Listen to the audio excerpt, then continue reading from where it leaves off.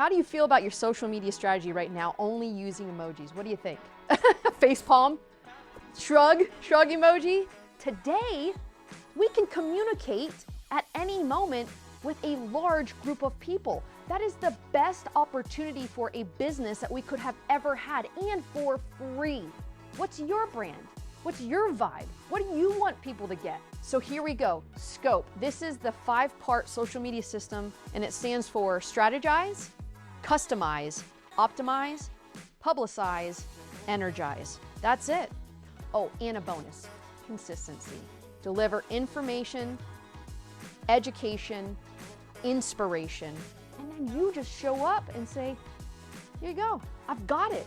I've had it all along, right? That's when you get traction. Are we confident enough to share our take and how we feel and what we believe and what our values are? You're awesome.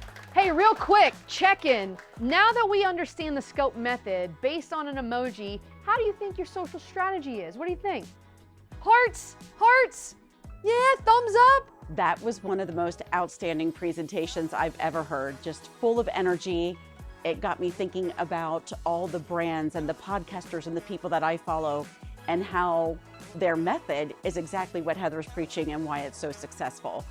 Phenomenal presentation.